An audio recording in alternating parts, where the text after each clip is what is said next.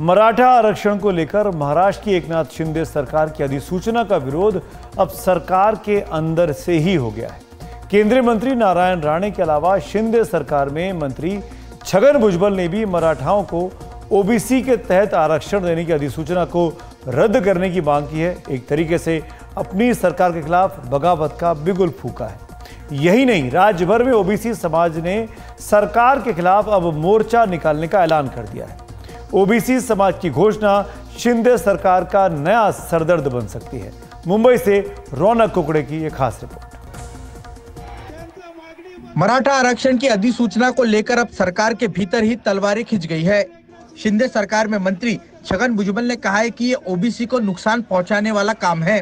भुजबल ने एनडीटीवी से खास बातचीत में कहा कि इस मुद्दे पर वह आवाज उठाएंगे, भले उनको मंत्री पद भी छोड़ना पड़े। अगर हमको मंत्री पद का डर था तो हम इतने खुलेआम से तो नहीं बोलते ना। अब मंत्री पद तो आता है और जाता है, मगर मैं ओबीसी के लिए, पिछड़ों के लिए लड़ रहा हूँ, लड़ के रहूँगा। क्या शायद वो विधायक हो ना हो, मंत्री हो ना हो, हमें कोई चिंता नहीं। मैं 35 साल का ये व्रत मैंने हाथ में लिया, वो मैं नहीं छोड़ूंगा। मेरा आपसे जिसको जो करना है वो करे। भुजबल अकेले ही नहीं है जो मराठा आरक्षण के इस ड्राफ्ट का विरोध कर रहे हैं। केंद्रीय मंत्री नारायण राणे और बीजेपी नेता पंकजा मुंडे ने भी सरकार के इस कदम को गलत बताया है। राणे ने एक्स पर लिखा है कि मराठा समाज को ओबीसी के तहत आरक्षण देने के फैसले से मैं असहमत हूँ। इस फैसले से ऐतिहासिक परंपराओं से जुड़े मराठा समाज की छवि को नुकसान होगा और ओबीसी समाज के आरक्षण को भी नुकसान होगा।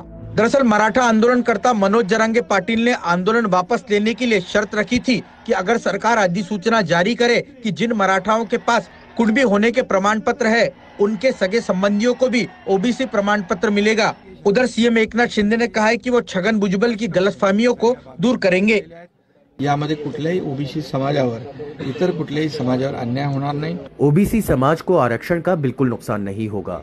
छगन भुजबल की गलतफहमियों को हम दूर करेंगे। त्यामुळे छगन भुजबल आमचे सहकारी मंत्री हैं। जानकार मानते हैं कि सरकार ने अधिसूचना का ड्राफ्ट जो जारी किया है, जिसमें सगे संबंधियों को भी इसमें आरक्षण का लाभ दिया जाएगा, इसमें अब तक सरकार ने यह स्पष्ट नहीं किया है कि सगे संबंधियों की परिभाषा क्या होगी। इतना ही नहीं तो बड़ा सवाल ये भी है कि संविधान की कसौटी पर क्या वाकई में मराठाओं को ओबीसी के तहत इस तरह से आरक्षण दिया जा सकता है, ये एक बड़ा सवाल है। लोकसभा चुनाव से पहले ओबीसी समाज के मन में पैदा हुआ डर सरकार के लिए नया सिरदर्द साबित हो सकता है। अब देखना होगा कि सरकार इससे कैसे रास्ता निकाल पाती है। मुंबई से कैमरा पर्सन अमित पवार के साथ रौनक कुकड़े, एनडीटीवी इंडिया के लिए। देश में चुनावी माहौल है, 2 महीने के अंदर चुनाव होने हैं। ओबीसी वोट बैंक हर पार्टी को अच्छा लगता है। ऐसे में एकनाथ शिंदे जो कि मराठा हैं, उनके लिए कोई रास्ता निकालना बहुत अहम हो गया है।